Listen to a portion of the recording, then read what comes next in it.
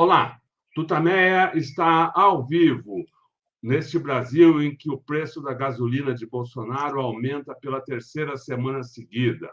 Estamos aqui nos nossos estúdios domésticos, a Eleonora, e do outro lado da tela nos dá a honra de participar hoje aqui do TUTAMÉIA o linguista Noam Chomsky, um dos maiores intelectuais vivos do nosso planeta. A Eleonora já fala um pouquinho mais dele.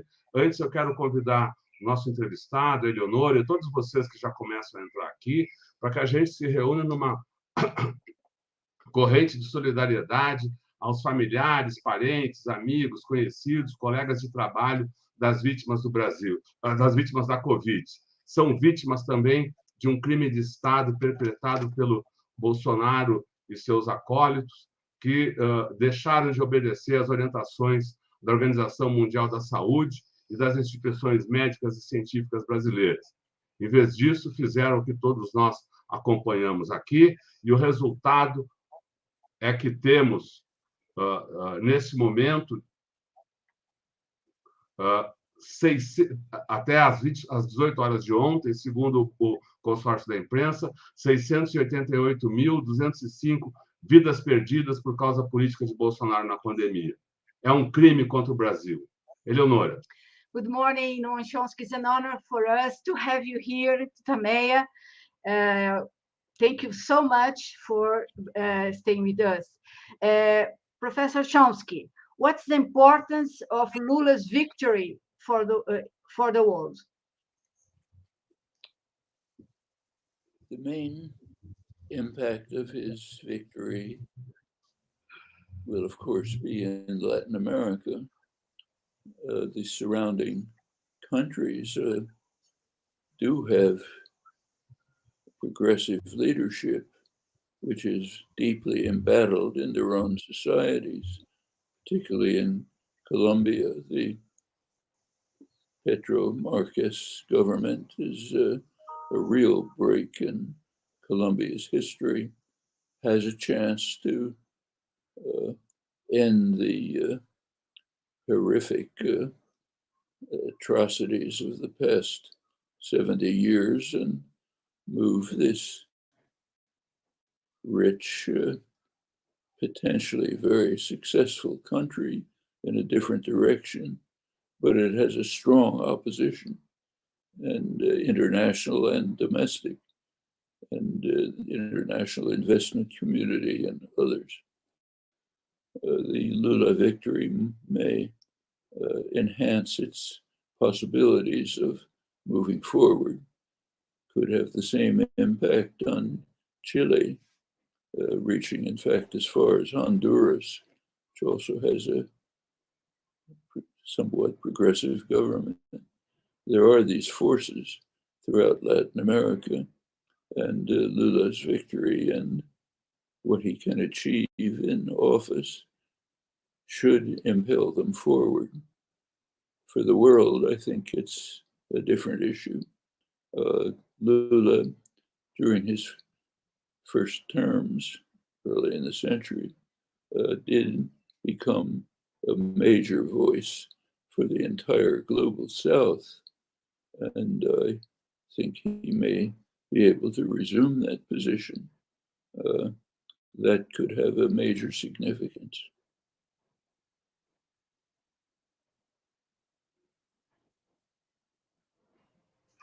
Can Lula's victory mean a break or a stop in the growth of the far right in the world?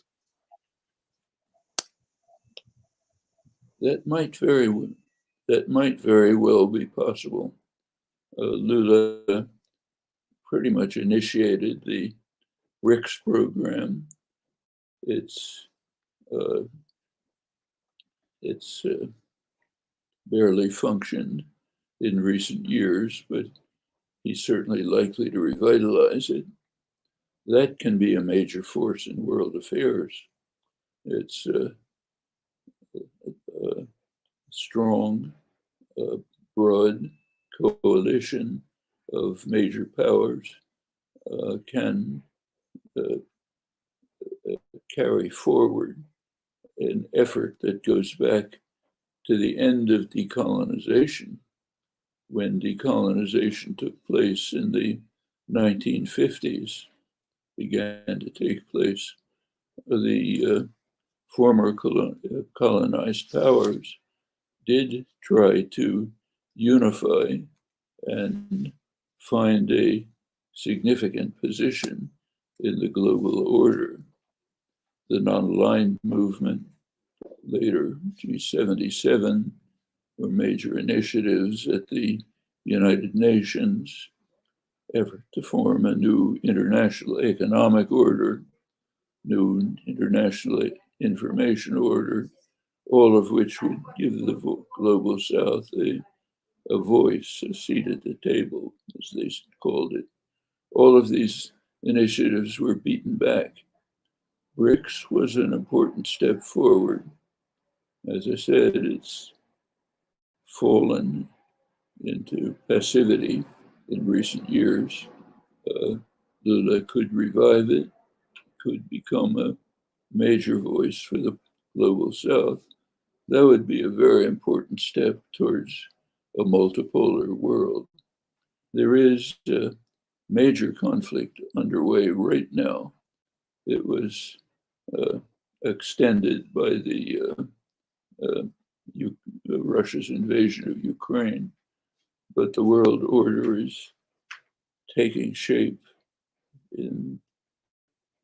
as a consequence of that disruption, other tendencies, and there's a conflict between a vision of a unipolar world run by the United States through the mechanism of NATO, which has recently, in its last summit meeting, extended its mandate to the Indo-Pacific region, which makes it a worldwide military bloc, dominated, of course, by the United States.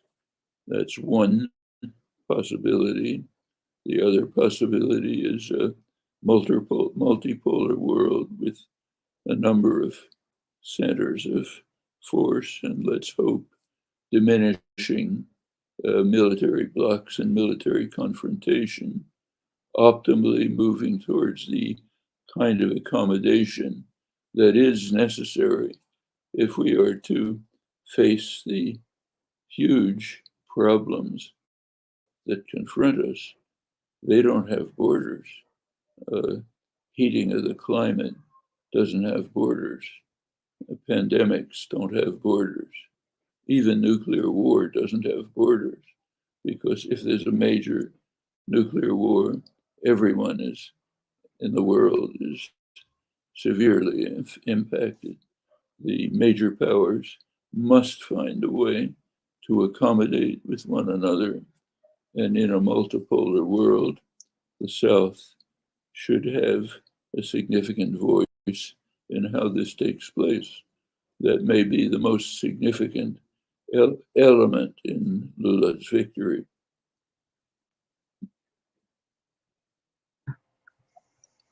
So what you mean is that Lula can be a voice for the peace in the world. Which is this?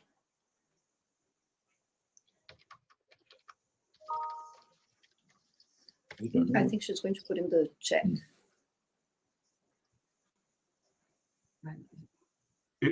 It's in the private chat.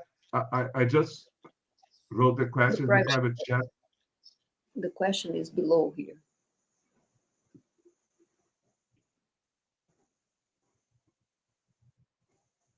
This one? Can Lula be a voice for the peace in the world? Yeah, this one. I think that's very possible. During his first terms in office, he made great progress in advancing world peace. One of his achievements was, it was aborted, but it was important. He and Celso Amorim did manage virtually to achieve a settlement of the Iranian nuclear programs working jointly with Turkey. They virtually settled it.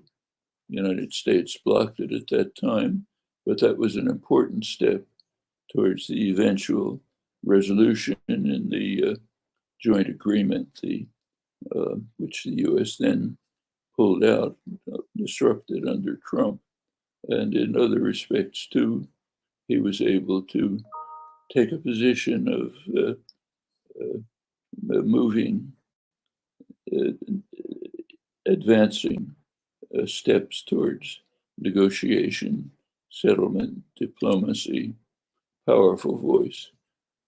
At that time, you'll recall, under Lula, Brazil became the most respected country in the world. It was playing a major role in world affairs, sharply declined in the last years, but it might reconstitute that position. And the greetings with which Lula was welcomed by the international community do indicate that they hope that he might be able to bring Brazil back to the position of being a major voice for peace and accommodation throughout the world. That could be of immense importance. There are very few contemporary statesmen who approach that possibility. To some extent, President Macron, France, but Brazil could be a major force in carrying this critical step forward.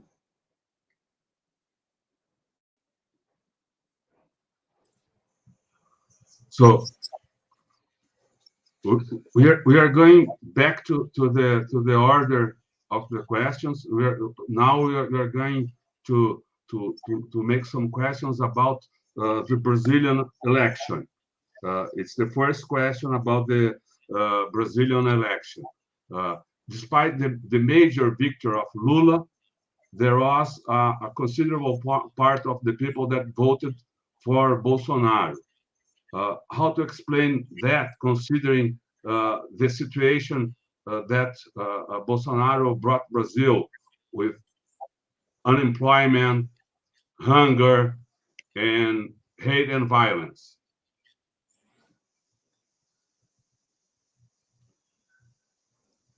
First of all, we should notice that this is one component of a worldwide phenomenon.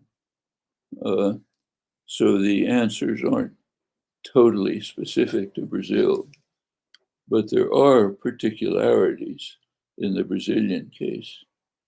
A number of studies have shown that a great many of those who benefited from the sharp decrease in poverty during the Lula years, the greater inclusiveness, what the World Bank called a golden decade in Brazil's history, many of the beneficiaries do not seem to recognize that the source of this was Lula's policies. When they're polled or asked, how is it that you had enough money to start a small business, buy a car? How were you able to send your child to college? The answers are God, luck, not PT. A lot of reasons for that. Evidently, whatever the reasons are, the PT did not succeed in organizing on the ground sufficiently so that major popular group were formed that understood that they are part of the process of improving their lives. It was just something that came to them from outside, don't know where. That's a particularity of Brazil. Not totally, I should say. Something similar in the United States. So the past few years have seen in the United States a sharp rise in wages without much precedent. And it's been primarily benefiting the poor, but they don't seem aware of it. What they're concerned with is the inflation. You can understand that inflation you see in front of you every day. Every time you pass a gas station, you see the prices are high. You don't see the rise in wages. That's a slow process in the background. It just sort of happens. So the end result is you find many people who have gained considerably from Biden's policies think that he's destroyed the economy because they're looking at the prices. So it's not unique to Brazil, but there are specific aspects. Overall, throughout the world, I think something much broader has happened. We have had 40 years of neoliberal programs initiated in the United States and Britain and spread over much of the world. And one of their major effect has been to enrich a tiny sector of the population, create disrupt the social order, break down social systems, destroy labor unions. The end result is just a world of people who are disillusioned, angry, resentful. They don't exactly know why, just nothing works for them. They don't trust anything. Many of them move to evangelical religions, which at least offer them something. Many are just pray for demagogues who can say, I'll save you, even while working for their torturers. That's a worldwide phenomenon. You see it everywhere with their own particular aspects in particular countries. So, considering that, is it possible to debate with a person of the far right, or there is a process of collective blindness in these groups? The answer had better be yes, it is possible. They are human beings. They have concerns.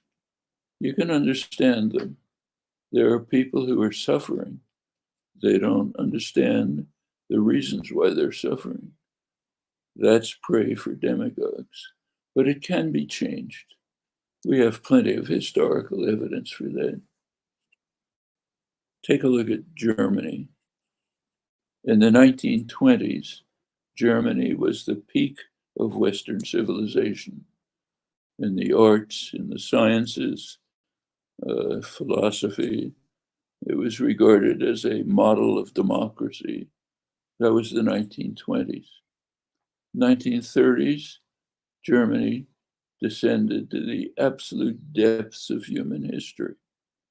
Huge masses of people were dedicated to Hitler's grotesque policies. They had the same genes, same culture. You go 10 years further, they're moving back to what they were before, becoming the main productive center of Europe, recovering their position in the international culture. Same people. So in answer to your question, yes, it is possible. And furthermore, every effort must be made to pursue those possibilities. We have to face, it cannot be overstated that the human species is now facing problems, questions that have never arisen before. We literally have to face the question, is the species going to survive or is it finished? And we have to join together to answer that question properly. Cannot be divided, not among peoples, not among governments. What is the weight of fake news in the advance of the extreme right around the world? Why fake news proliferate and how? How to explain that a lie has such an echo in the population? Well, I think partly there are technical answers. The rise of social media has given an enormous opportunity to those who want to disseminate crazy propaganda, conspiracy theories, all kind of insane ideas. And furthermore, they have plenty of money behind them. So they can do it basically with bots. You have not people, just automatic sending of huge numbers of what are called now fake news, invented claims, charges of all kinds. You saw that dramatically in the 2018 Brazilian elections when WhatsApp was used to disseminate crazy stories and denunciations, which are repeated over and over, and people hear them and don't hear anything else. The other side of the story is the same breakdown in the social order that I mentioned before. When labor unions were alive and functioning, they provided defenses. They provided means by which people could come together, think things through, talk, discuss, deliberate, make plans. They had cultural activities. I remember this very well from my childhood in the Depression. My family were first generation immigrants, mostly unemployed, working class. But the labor movement was their savior. My aunts, who were unemployed seamstresses, were members of the International Ladies Garment Workers Union. It wasn't just the wages. They had cultural activities, meetings, concerts, even a brief vacation in the nearby hills where they had a resort. It was just an entire life. When people come together, they can defend themselves. And the masters of the world understand that very well. Go back to the origins of neoliberalism 40 years ago, Reagan and Thatcher. What was the first thing that they did? Both attack the labor movement. They immediately launched a major attack against the labor movement using illegal methods to break strikes, strike breakers, violating all laws, opening the doors for the corporate sector to move in with massive efforts to techniques to undermine organizing. The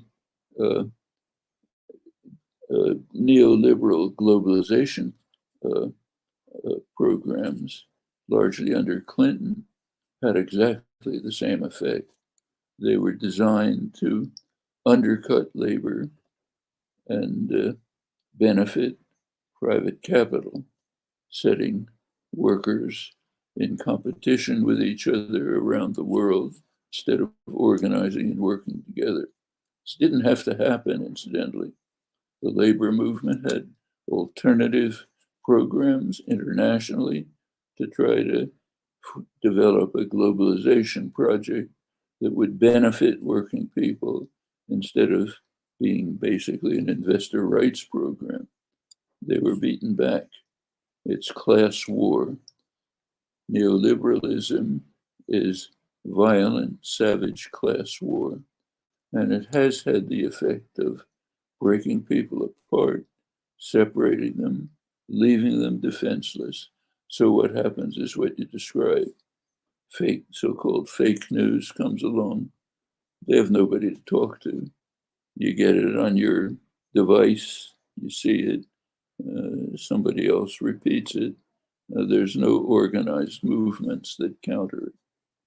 It's rather similar to the failure of the PT to get people to understand where their benefits were coming from during the Lula years. Same kind of failure of organization. Should mention the positive side. Organizations like MST, for example, have overcome this. The major popular organization in the world has brought people together, struggling together, achieving a lot, maybe linking up with the homeless movements that are developing in the cities. These could be important counterforces, the germs of important counterforces. And that's the way to combat fake news, poor people voting for their oppressors, other things like this. You have to have means of defense. That means organization. And what is the role of traditional media for the advance of the far right around the world? The traditional media, unfortunately, do not provide any barrier to these developments. You can see it very clearly in crucial cases. Take the case of Jeremy Corbyn, who was just here for the Brazilian elections. He tried to create an authentic Labour Party in England, a constituency party in which people would participate and its commitments would be to the needs of the working people and the poor. He was extremely successful. 2017 elections, his new Labour Party won the biggest victory of any Labour Party in probably 70 years. Enormously successful. He was creating the first one for many years, which should be a party of the working class, the poor, the general population. What did the media do? They united across the spectrum to destroy him with fake news, with charges of anti-Semitism, other charges, all fabricated, but repeated over and over in a torrent across the spectrum. The Parliamentary Labour Party, the Blairites, of course, went along with this. They were basically neoliberals themselves. Well, destroyed him. He was practically thrown out of the Labour Party with the cooperation of all of the media, all the way across to the Guardian, so-called left liberal one. Well, you saw similar things in the United States with Bernie Sanders. 2016, he was the most popular political figure in the country. The media launched a major campaign against him. Wasn't as grotesque as the British one, but it was serious enough. And the Clintonite management of the party, it was able to marginalize him, not totally, not like Corbyn. But that's pretty much what you see. Take what I just mentioned about inflation and wages. It's a very striking phenomenon in the United States. Wages have gone up as fast or faster than inflation, which means that people are better off than they were 5 or 10 years ago. They don't see it. And if you look at the media, all they talk about is inflation. Nothing about the increase in wages, about the increase in benefits, the fact that the poorer part of the population were the greater beneficiaries. Can't find a word about that. All you can see is, look how terrible the inflation is. Must be Biden's fault. Well, that's the media. I should say in England, it's particularly dramatic. There were major studies revealing the fabrications of the anti-Corbyn campaign. It's called the Labor Files. Went through it in detail. Where do you read about it? Not in the British press. They don't cover it. You can read about it in Al Jazeera. Okay, so it's not censored technically, but it's out of the mainstream. And that's the way you handle things you don't like.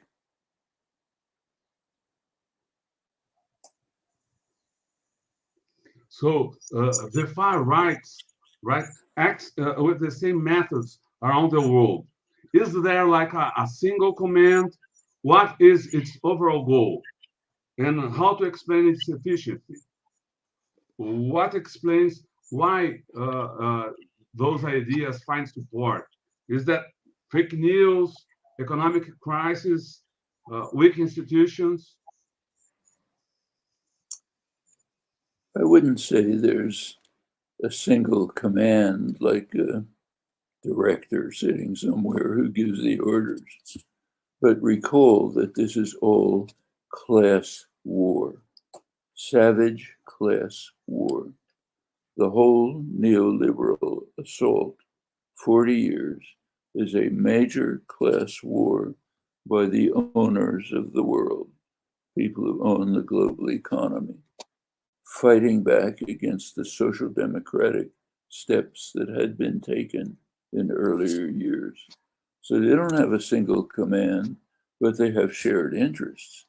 When you see capital flight from a country that begins to move to the left, or you see the stock market declining, investors pulling away. It's not that somebody tells them to do it, they're unified.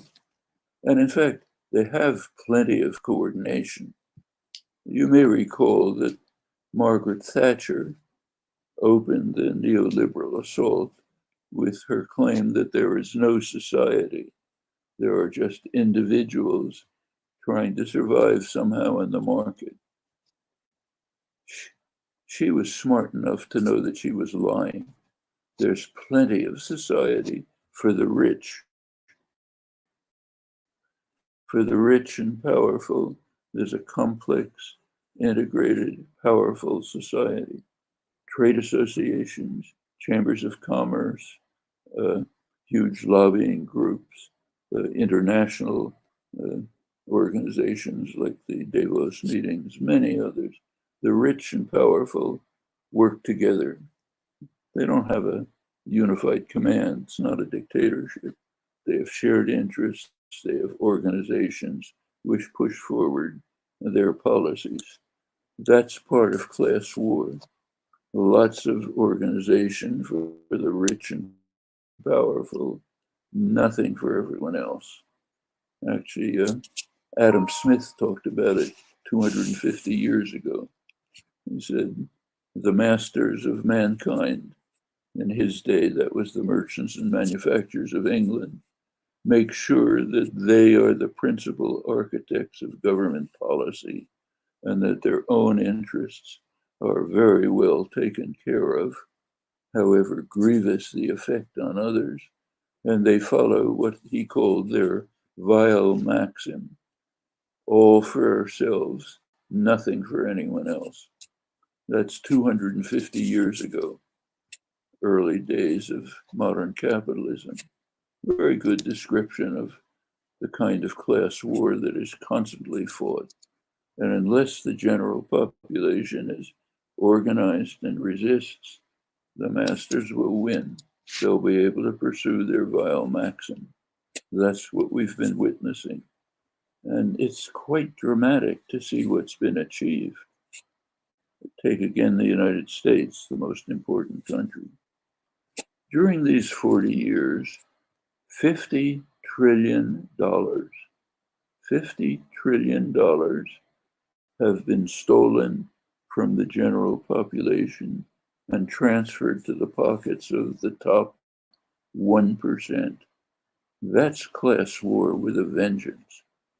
And it's echoed around the world in various ways, here in Brazil as well. So, what's your view on the world situation?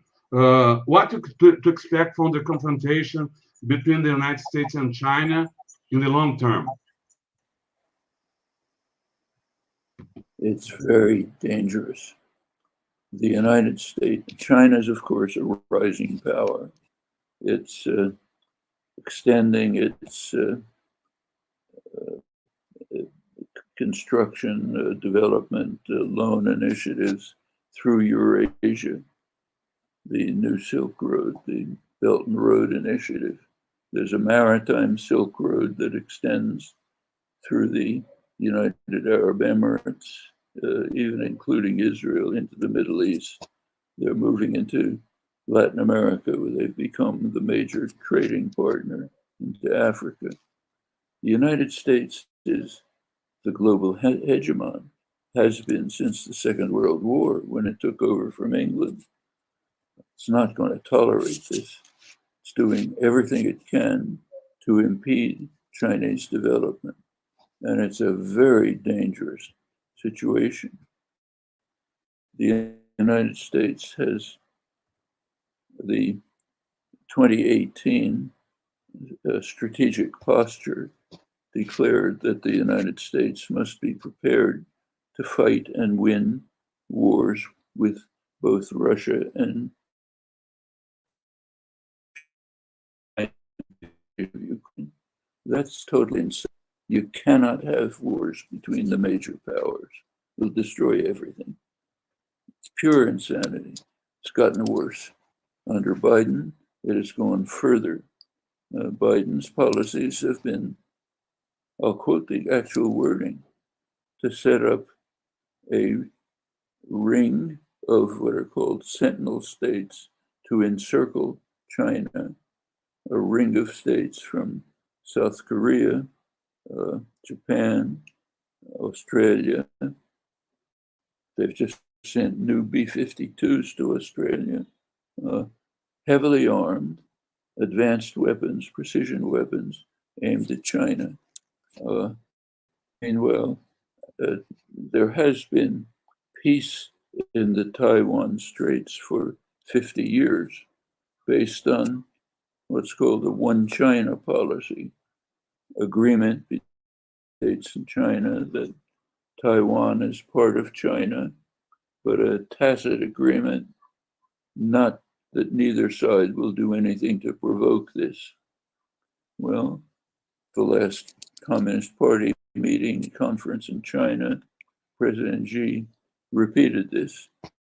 He said that the issue of Taiwan will remain unchanged until 2049, the 100th anniversary of the Chinese Revolution.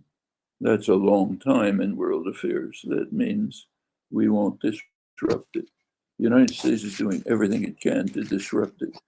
The visit by Nancy Pelosi was one thing. Senate Foreign Relations Committee just passed a resolution declaring that Taiwan is a non-NATO ally, treated to be treated like any other country. Same diplomatic relations, further US armaments, integrating Taiwan into the US military system, interoperability of weapons. All of this is a major challenge to China, and it's worse. A couple of days ago, the United States announced an economic policy which is designed to prevent China from developing for generations. Nothing secret about it. Those are the words in which it's described in the business press and the New York Times. The effort is to block Chinese access to the components that of the semiconductors that are the core of the modern economy, to cut off all supply to China from Europe, from the United States, from Japan, from Korea, from Taiwan, from anywhere. It'll harm those countries, but the United States doesn't care. It wants to prevent China from developing. This is virtually a declaration of war. And notice that it's like US sanctions. The United States is a powerful state. When the United States issues sanctions against some country, everyone has to obey, even if they don't like it. They may oppose the sanctions, but they obey. You see this dramatically in the case of Cuba. The whole world is opposed to the sanctions. UN vote 184 to 2, United States and Israel, but everybody obeys them. If Cuba wants syringes to give vaccinations, Sweden can't provide them because the United States is too frightening. Same with the US attempt to cut China off from development. It'll harm South Korea, it'll harm the Netherlands. China's a big market for them, but they're going to have to obey. You can't step on the toes of the global hegemon. So that's what we're moving towards. And this at a time when China and the United States must cooperate to deal with the global problems that both of them face. It's a shocking situation.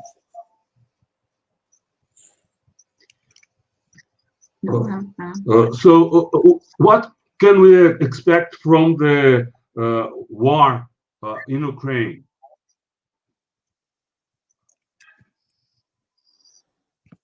A war can end in one of two ways. Either one side capitulates or there's a negotiated settlement. Those are the options. Well, is Russia going to capitulate? You hear a lot of propaganda about that, but is it likely? Is it likely that if, say, Putin faces defeat, suppose that happens, is he just going to pack his bags quietly, go away to total defeat and oblivion or worse?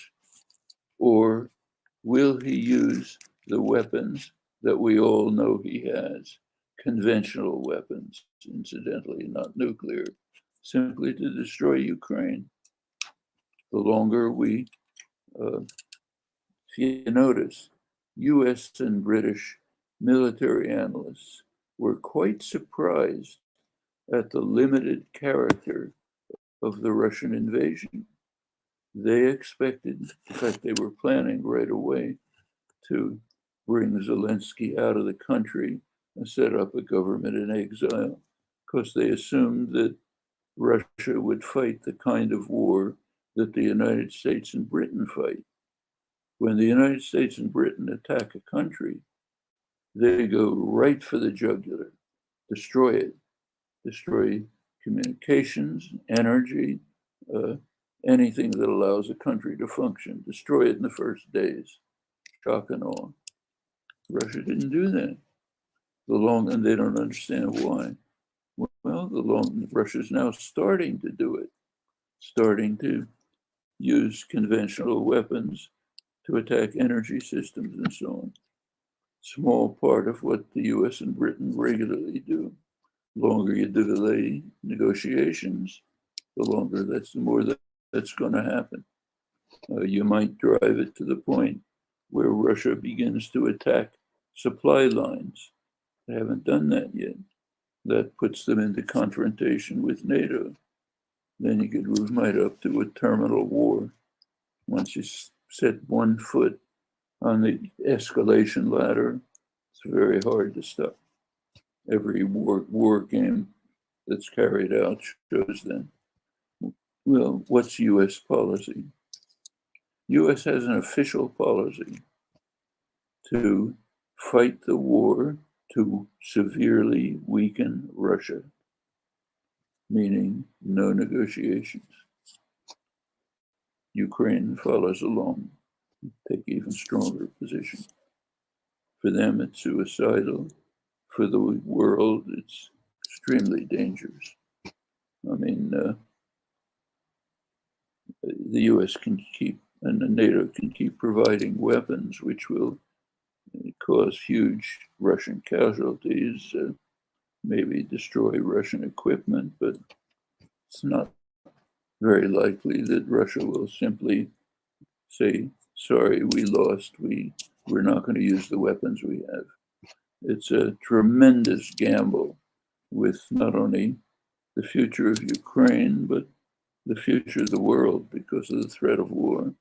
Meanwhile, there's tens of millions of people facing starvation from the closing off of the grain and fertilizer exports. There simply have to be moves towards negotiation and diplomacy. In the United States and Britain, anyone who proposes this is subjected to a vast campaign of vilification and demonization. You just saw that a few days ago in Congress. The so-called Progressive Caucus and Congress put out a very mild statement saying, along with supporting Ukraine, which we must do with weapons, we should also be thinking about possible diplomacy. The attack across the board was so overwhelming that in 24 hours they had to retract it and say, oh, it was a mistake. We didn't mean to release it. It's pretty much the same in Britain. It's not true in Europe. In Germany, 3/4 of the population wants to move to negotiations. Similarly, in other parts of Europe. There are parts of Europe like Poland or Lithuania where they want to just, let's go after the Russians. But, and the rest of the world, almost the entire world, is calling for negotiations and diplomacy. The United States, commentary in the United States is very angry because the world won't go along with us. They don't want to have any part in this war between the United States and Russia. When they hear this rhetoric about the United Nations Charter and international law and so on, the whole global South just cracks up in ridicule. This is what you've been doing to us for hundreds of years. You're continuing to do it now. Now you're talking suddenly about international law. I mean, and the US can't understand that. It could give you some interesting details, but that's the way the world is shaping up. We are hearing finally from mainstream sources, foreign affairs, that we have to start thinking a little bit about diplomacy. It's essential that this war be brought to an end before there are more horrors, and there could be very serious ones. So, is the nuclear risk higher today than it was a year ago? Very much higher. In Ukraine, it's easy to think of scenarios which would lead to escalation. In the case of China, same. I've given some examples.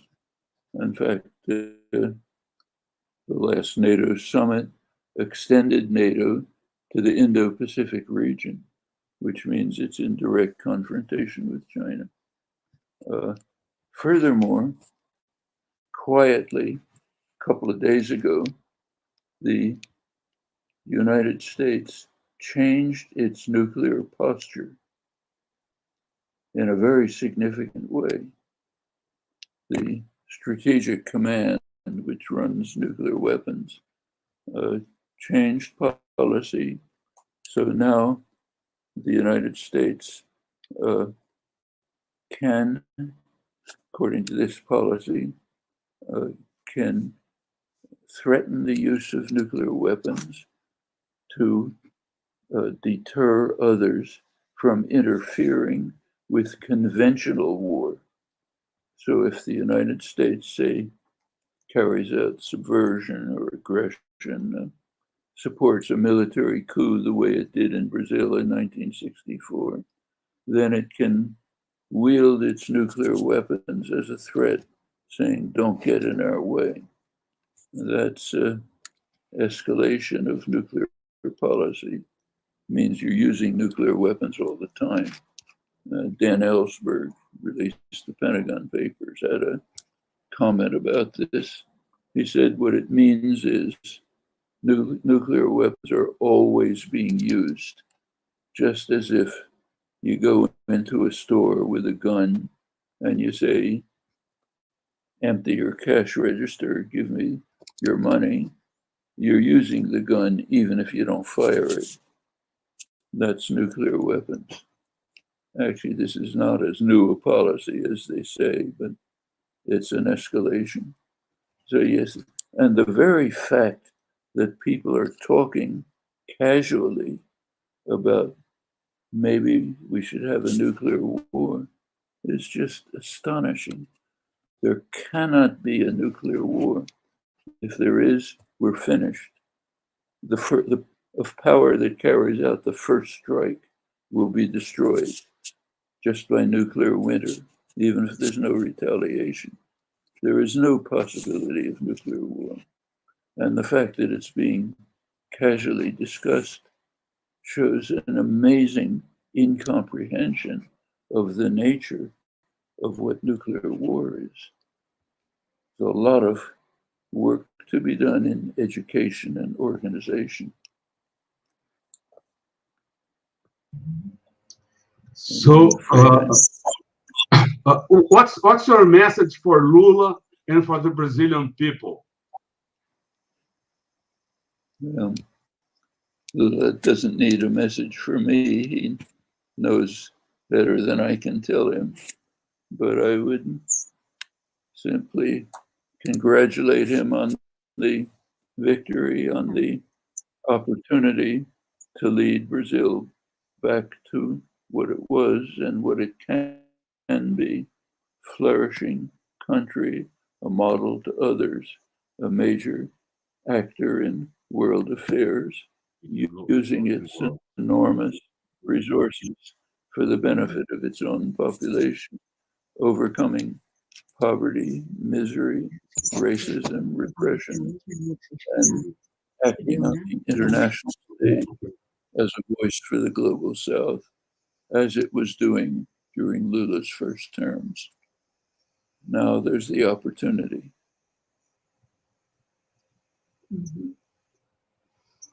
Great. Professor Noam Chomsky, it has been an honor for us to have you here in TUTAMÉIA. We thank you very much for your time and for your brightness. So thank you so much. Thank you so much. Bye. Bye-bye. Bye-bye. Bye. Bye.